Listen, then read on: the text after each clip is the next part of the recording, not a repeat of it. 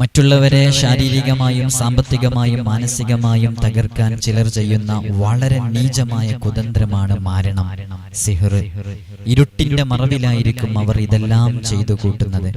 മാരണക്രിയകൾ ചെയ്ത വസ്തുക്കൾ അവർ ആരുമറിയാതെ നമ്മുടെ വീട്ടിലോ പറമ്പിലോ മറ്റേതെങ്കിലും സ്ഥലങ്ങളിലോ നിക്ഷേപിക്കും. അതോടെ മരണം ചെയ്യപ്പെട്ട വ്യക്തികൾക്ക് അസ്വസ്ഥതകൾ കണ്ടു തുടങ്ങും.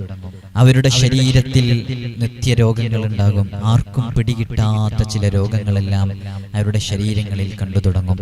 മാരണം ചെയ്യുന്നവരോട്, സിഹറിന്റെ പ്രവർത്തനങ്ങളുമായി മുന്നോട്ടു പോകുന്നവരോട് നമുക്ക് ഓർമ്മപ്പെടുത്താനുള്ളത്, ഈ വീഡിയോ കാണുന്നവരിൽ അത്തരം പ്രവർത്തനങ്ങളുമായി ആര് ബന്ധപ്പെടുന്നുണ്ടെങ്കിലും, അത് ഏത് വ്യക്തിയോടുള്ള വിരോധം കൊണ്ടാണെങ്കിലും അവരോടുള്ള വെറുപ്പ് കൊണ്ടാണെങ്കിലും ഒരു കാരണവശാലും സിഹർ ചെയ്യാൻ പാടില്ല. മുത്ത് ഹബീബ് സല്ലല്ലാഹു അലൈഹി വസല്ലമ തങ്ങൾ മാരണം ചെയ്യുന്ന പ്രവർത്തനത്തിനെ കുറിച്ച് അത്തരം ആളുകളെ സബ്ഉൽ മുബിഖാത്ത്, 7 വൻപാപങ്ങൾ ചെയ്യുന്നവരുടെ കൂട്ടത്തിലാണ് എണ്ണിയിട്ടുള്ളത്. അവർക്ക് സ്വർഗത്തിന്റെ പരിമളം ഒരു കാലത്തും ആസ്വദിക്കാൻ സാധിക്കുകയില്ല.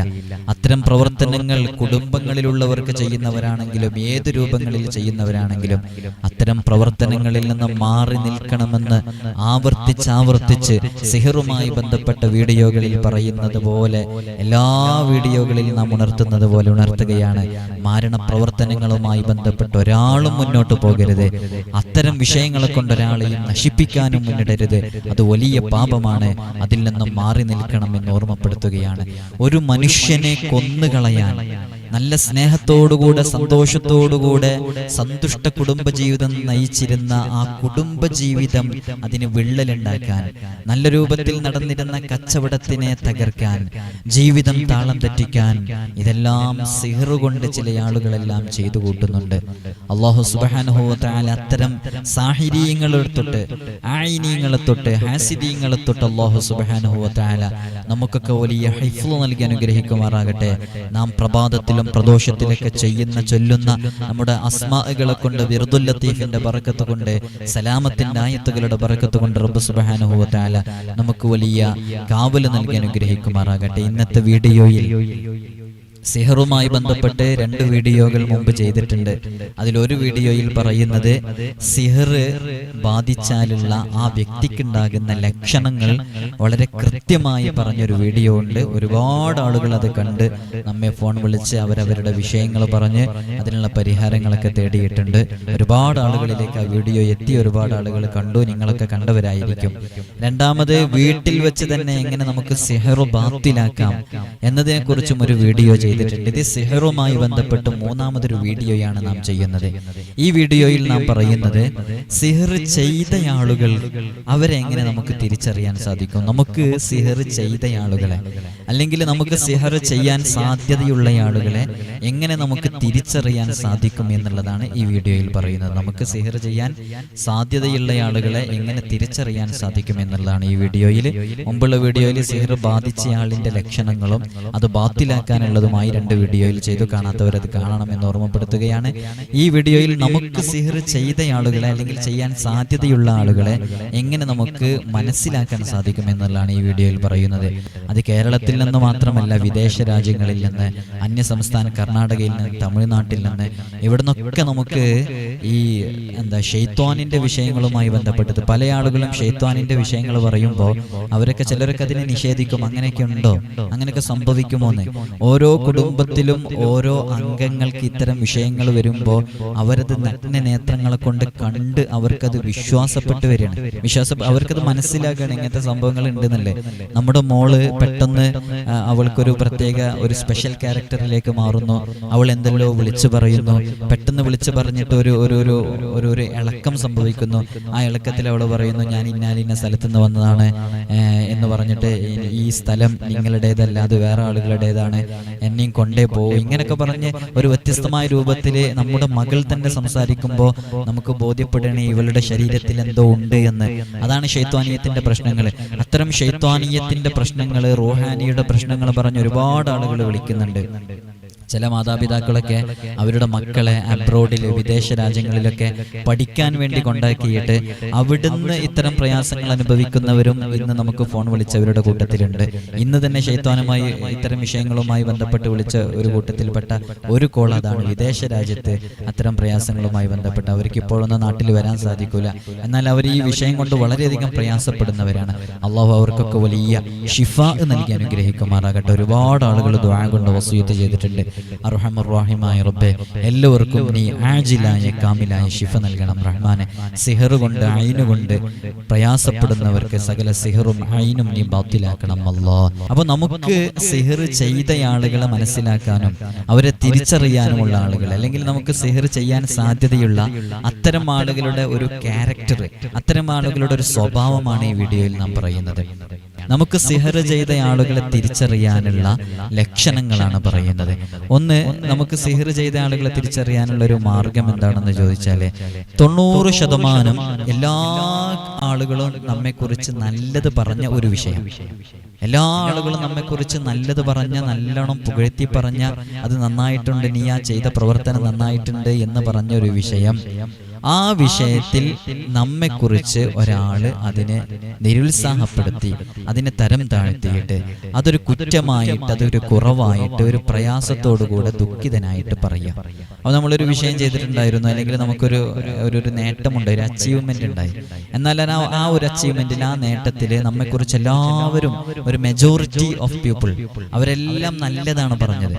പക്ഷേ ഒരാൾ വന്നിട്ട് നമ്മളോട് പറയാണ്, അത് ശരിക്കും പറഞ്ഞാൽ അങ്ങനെയല്ലല്ലോ അത് എന്ന് പറഞ്ഞ് അയാളുടെ സഹതാപവും അയാളുടെ വിഷമോ അത് ശരിക്കും അങ്ങനെയല്ലല്ലോ എന്ന് പറഞ്ഞ് നമ്മളെ നിരുത്സാഹപ്പെടുത്തി അതിൽ നമ്മെ ഒരു കുറ്റം പറയുന്ന രൂപത്തിൽ പറയുന്നുണ്ടെങ്കിൽ അയാൾക്ക് നമ്മോട് എന്തോ ഒരു വെറുപ്പ്, ഒരു സാധ്യതയുള്ള ആളാണ്. അതുകൊണ്ട് തന്നെ അയാളുടെ ഭാഗത്തു നിന്ന് ഇത്തരം പ്രവർത്തനങ്ങൾ ഉണ്ടാകാനുള്ള സാധ്യതയുണ്ട്. ഇത്തരം ആളുകളെല്ലാം സിഹർ ചെയ്യും എന്നോ, ഇത്തരം ആളുകളാണ് സിഹർ ചെയ്തത് എന്നോ അല്ല. അത്തരം ആളുകൾ നമുക്ക് സിഹർ ചെയ്യാൻ സാധ്യതയുള്ള ആളാണ്. അതേപോലെ തന്നെ രണ്ടാമത്തെ വിഭാഗം, നമ്മുടെ സാന്നിധ്യത്തിൽ വെച്ച് നമ്മെ നന്നായി സപ്പോർട്ട് ചെയ്യുന്നു, എന്നാൽ നമ്മുടെ ഗൈബത്തില്, നമ്മുടെ അസാന്നിധ്യത്തില്, നമ്മുടെ സാന്നിധ്യമില്ലാത്ത സമയത്ത് ആ ആൾ തന്നെ നമ്മെക്കുറിച്ച് നന്നായി കുറ്റം പറയുന്നു. അപ്പൊ ഒരു ഭാഗത്ത് നമ്മെക്കുറിച്ച് നന്നായി നമ്മോട് പറയുന്നു, നല്ല സപ്പോർട്ട് ചെയ്തിട്ട് നമ്മളെ നല്ലോണം സപ്പോർട്ട് ചെയ്ത് സംസാരിക്കുക. നാം മാറിക്കഴിഞ്ഞാൽ, നമ്മുടെ ഗൈബത്തിൽ ചെന്നാൽ, നാം ഇല്ലാത്ത സമയത്ത് നമ്മെക്കുറിച്ച് മറ്റുള്ളവരോട് നന്നായി കുറ്റങ്ങളും നമ്മുടെ പോരായ്മകളും നമ്മുടെ ന്യൂനതകളൊക്കെ പറഞ്ഞ് നമ്മെ തരം താഴ്ത്താൻ ശ്രമിക്കുന്നുണ്ടെങ്കിൽ അത്തരം ആളുകൾ നമുക്ക് സിഹർ ചെയ്യാൻ സാധ്യതയുള്ളവരാണ്.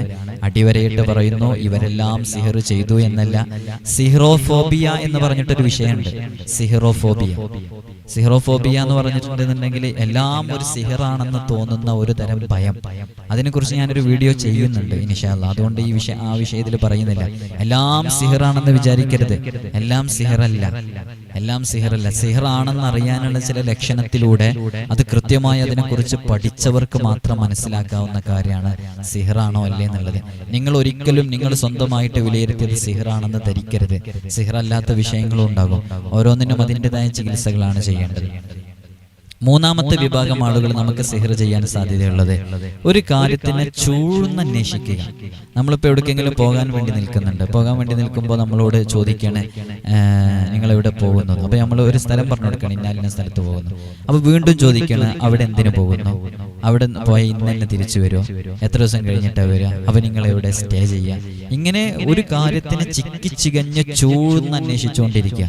അപ്പോൾ ഒരു ഇൻവെസ്റ്റിഗേഷൻ നന്നായിട്ട് അതിനെക്കുറിച്ച് ഇങ്ങനെ അന്വേഷിച്ചുകൊണ്ടേയിരിക്കുക. എങ്ങനെ പോകുന്നു, എന്തിനു പോകുന്നു, അങ്ങനെ പോയി കഴിഞ്ഞാൽ ഈ പിറ്റേ ദിവസം മദ്രസയിലേക്ക് എത്തുമോ, സ്കൂളിലേക്ക് എത്തുമോ, അതവരുടെ ഭാവി നഷ്ടപ്പെടുക, എങ്ങനെ ഒരു ആവശ്യമില്ലാതെ ഓരോ വിഷയത്തിലും ആകുലതപ്പെട്ടുകൊണ്ടേയിരിക്കുക. അപ്പോൾ അവര് നമ്മുടെ ഈ യാത്രയിലും ഈ നമ്മൾ ചെയ്യുന്ന ഈ പ്രവർത്തനങ്ങളിലും നമ്മൾ ഈ സന്തോഷിക്കുന്നതിലൊക്കെ എന്തോ ഒരു അസ്വാരസ്യം അയാൾക്കുണ്ട് എന്നാണ് അതിനർത്ഥം അല്ല അങ്ങനെ ചോദിക്കുമ്പോൾ. അപ്പൊ അത്തരം ആളുകൾക്ക് നമ്മോട് എന്തോ ഒരു വെറുപ്പുണ്ട്. അവര് സിഹർ ചെയ്യാൻ സാധ്യതയുള്ളവരാണ്. അവർ സിഹർ ചെയ്തു എന്നോ, ഞാൻ എപ്പോഴും പറയുന്ന പോലെ സിഹർ ചെയ്തു എന്നല്ല, അത്തരം ആളുകൾ ഈ വിഭാഗത്തിൽ പെടുന്ന ആളുകളാണ്, ചെയ്യാൻ സാധ്യതയുള്ളവരുടെ ലിസ്റ്റിൽ പെടുന്നവരാണ്. ചിലപ്പോ ഇത്തരം ലക്ഷണങ്ങളൊന്നും ഇല്ലാത്ത ഒരാളായിരിക്കാം സിഹർ ചെയ്തിട്ടുണ്ടാവുക. ഇത്തരം ആളുകൾ സിഹർ ചെയ്യാൻ സാധ്യതയുള്ളവരാണെന്നാ പറഞ്ഞത്. ചിലപ്പോൾ ഈ ലക്ഷണങ്ങളൊന്നും ഉണ്ടാവില്ല, അങ്ങനത്തെ ഒരാളായിരിക്കാം ചിലപ്പോൾ സിഹർ ചെയ്തിട്ടുണ്ടാവുക.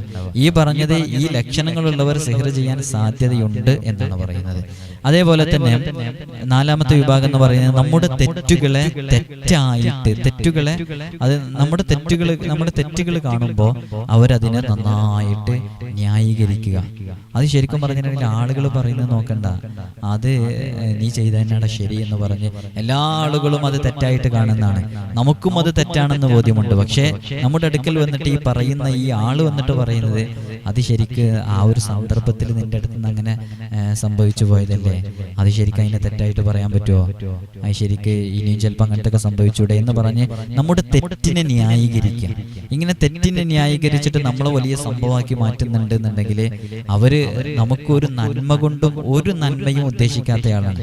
അത്തരം ആളുകൾ നമുക്ക് സിഹർ ചെയ്യാൻ സാധ്യതയുള്ളവരുടെ ലിസ്റ്റിൽപ്പെട്ടവരാണ്.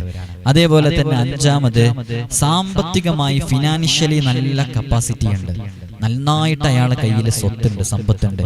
അങ്ങനെ സമ്പത്തുണ്ടായിട്ടും അയാൾ നമ്മെ ഒരു നിലക്കും നമ്മുടെ അത്യാവശ്യ ഘട്ടങ്ങളിൽ പോയി, നമ്മൾ അത്രയും ബുദ്ധിമുട്ടാകുന്ന ഘട്ടങ്ങളിൽ പോയി ചോദിച്ചിട്ട് പോലും നമുക്ക് സാമ്പത്തികമായി ഒരു കാരണവുമില്ല, സഹായിക്കുന്നില്ല എന്നുണ്ടെങ്കിൽ അയാൾ നമ്മുടെ തകർച്ച കാണുന്നയാളാണ്, അല്ലേ? നമ്മുടെ കൂട്ടുകാരൻ അല്ലെങ്കിൽ നമ്മുടെ അയൽവാസി, നമ്മുടെ കുടുംബങ്ങളിലുള്ളവര്, അവര് നമുക്ക് അത്രയും നമ്മൾ മുൾത്തറാണ്, അത്രയും ആവശ്യമുള്ള ആളാണ്. അങ്ങനെ നമ്മുടെ ആവശ്യമുണ്ട്, നമ്മൾ അത്രയും ഒരു അതിനിർണായകമായ ഒരു ഘട്ടത്തിലെത്തിയിട്ട് ഒരു മേജർ ഓപ്പറേഷന്റെ അവസ്ഥാവിശേഷം എത്തിയിട്ട് 2-3 ലക്ഷം രൂപ ആവശ്യമുണ്ടെന്ന് പറഞ്ഞിട്ട് ഒരു ചെറിയ എമൗണ്ട് പോലും അതിലേക്ക് തരുന്നില്ല.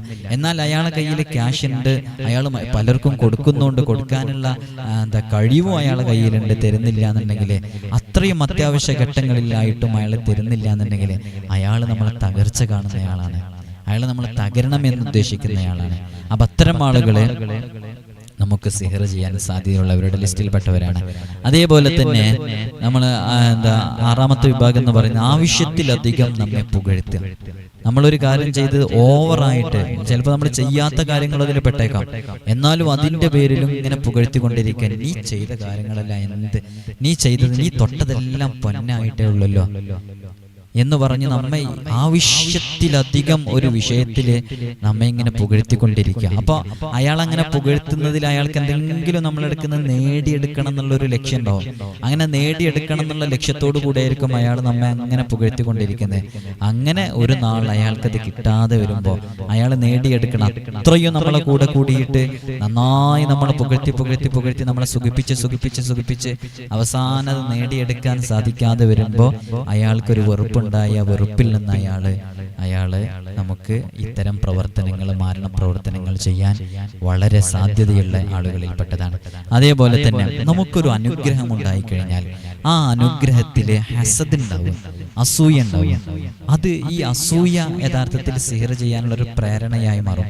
അതാണല്ലോ സൂറത്തുൽ ഫലഖിൽ ഖുൽ അഊദു ബിറബ്ബിൽ ഫലഖ് മിൻ ശർരി മാ ഖലഖ മിൻ ശർരി ഗാസിഖിൻ ഇദാ വഖബ